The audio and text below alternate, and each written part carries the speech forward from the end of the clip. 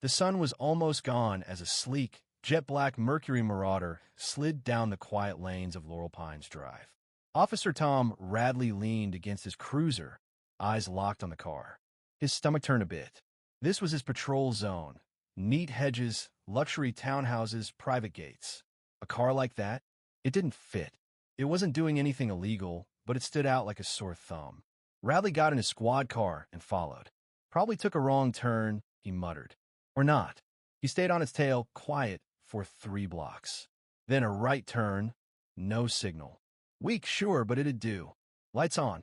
Siren lit the street red and blue. The Marauder stopped smoothly against the curb, like it had rehearsed. That bothered Radley. No nervous fidgeting. No panic. Just calm. He stepped out, the slam of his door sharp in the quiet street. Boots hitting asphalt. He walked slowly, each footstep firm. The window rolled down with a soft hum. A man, maybe late 40s, black, clean-shaven, sat inside. He wore a dark gray jacket and a deep navy tie. Expensive cologne floated out like a whisper.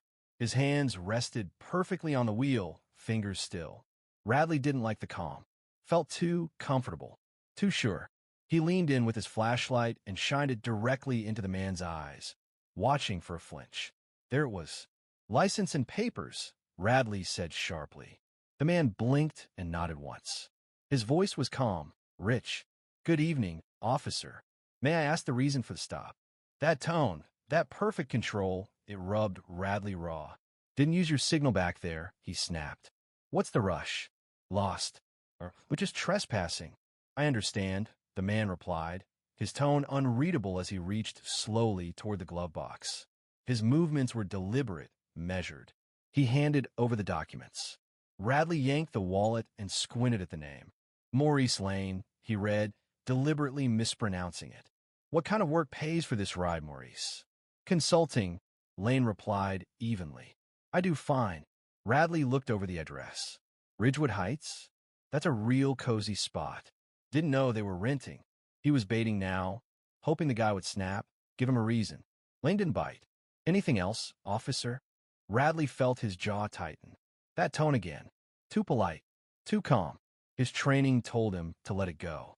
His ego screamed otherwise. Yeah, step out of the vehicle. Lane blinked slowly. A hint of irritation flickered. Why? Because I said so, Radley growled. Unless you want things to get real complicated. Lane's silence stretched like a steel wire. Then he opened the door and stepped out. He was taller than Radley expected. Broad shoulders. Confident. Hands on the trunk. Lane turned without a word. As he placed his hands on the polished metal, his sleeve rode up. A silver chain bracelet glinted on his wrist. Radley froze. 2 years ago, a suspect with that same bracelet. That same build. That night ended with Radley's old partner, Casey Nolan, in a hospital bed. Brain trauma, career over. The grainy footage never showed a face. Just that bracelet. Something inside, Radley snapped. His hand shot out, slapping Lane across the face. It echoed, loud in the quiet street. Lane's head turned from the hit, but he didn't move. He didn't even breathe heavy. Then, slowly, he turned his head back. The calm was gone. His eyes were sharp, cold like cut stone. He reached into his jacket. Radley panicked, hand flying to his gun, until Lane pulled out a leather badge case. He flipped it open. Deputy Director Maurice Lane, he said quietly. The badge gleamed. You just struck a senior official. Radley stared, the world spinning. That wasn't just any badge. That was internal affairs. His own department. He'd just assaulted his boss. Lane tucked the badge back inside. Am I free to go now, Officer Radley? The question wasn't loud, but it hit like a hammer. Radley nodded dumbly. Lane smoothed his coat and returned to his car. The Marauder drifted off down the street, just as calm as it had arrived. Radley stood in the flashing lights, stomach twisted in knots. What have I done? That question screamed through his head as a second cruiser pulled up behind him. Officer Dan Mercer stepped out. Tom, everything okay? Yeah, Radley said too fast. Just a traffic warning. You look like you saw a ghost, Mercer said, eyes narrowed. Just a jerk. I'll let him go. You want to play check? No, Radley barked. It's done. Mercer gave him a look, but didn't press. He drove off. Radley stood in the dark, haunted. Lane hadn't pressed charges. Not yet. But the silence was brutal. 3 days of coworkers avoiding his gaze, whispers stopping when he walked by. The guilt wasn't quiet. It was constant. Friday morning, his phone buzzed. Unknown number. My office. 9 sharp. Radley didn't finish his coffee. The walk to the office tower felt like a funeral march. He knocked once. Come in. Lane stood at the window, looking out over the skyline. He didn't turn around. The silence was thick. Sit, he finally said. Radley sat stiffly. Do you know why I didn't file a report immediately? Lane asked. No, sir, Radley mumbled. Because paperwork is easy. I wanted you to feel the why. You didn't see a man the other night. You saw your fear. Lane finally turned. I watched you decide who I was before I even spoke. Radley looked down. I thought you were someone from a case. Someone who looked like me. Lane cut in cold. Radley nodded. The bracelet, the height, skin color. That's all it took, Lane said. You hit me because I didn't act scared. You hit me because I wouldn't give you power I never took from you. Radley had no defense. Lane stepped toward the door. Internal affairs will question you. Be ready and be honest. He opened the door. That's all. Radley walked out, already drowning.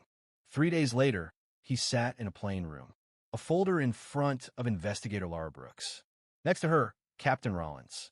And across from him, Lane. Did you strike the suspect, Officer Radley? Radley's voice cracked. Yes. Was he aggressive? No. That was a lie. He did everything I asked. Brooks nodded once. Close the file. That's all. Lane didn't move. Sit down, officer. Brooks and Rollins left silently.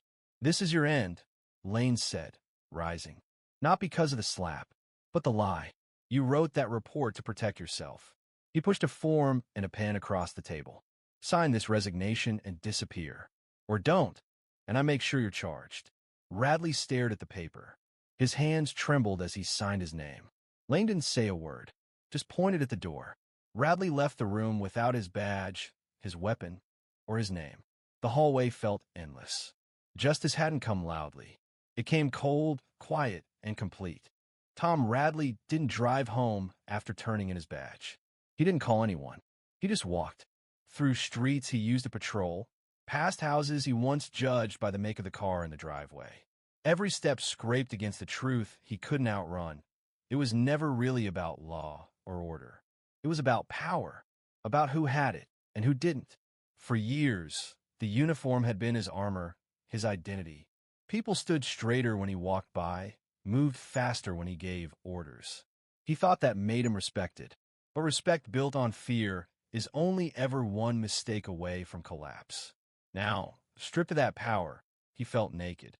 Not just without authority, but without purpose. And yet, for the first time, maybe that was honest. Maybe starting over meant letting the mask fall completely. In another part of the city, Deputy Director Maurice Lane sat behind his desk. He hadn't smiled when Radley signed the resignation. There was no victory in it. Just a cold certainty that the system had, for once, held someone accountable. Barely. But justice wasn't a moment. It was a process. And Lane had walked that tightrope his entire career. Calm on the outside. Fire beneath. Men like Radley didn't scare him anymore. What scared him was how many more Radleys were still out there, untouched, protected by silence and weak leadership. He glanced out the window.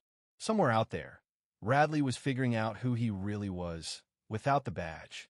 And Lane hoped, sincerely, that the man would come to understand the weight of what he had done. That he wouldn't disappear into denial or bitterness. Because real justice doesn't come from crushing someone. It comes when they finally see the truth and live with it. Back on the street, Radley sat on a bench outside a shuttered convenience store, watching cars pass in the night. For once, nobody looked at him. He wasn't a cop, wasn't anything, really.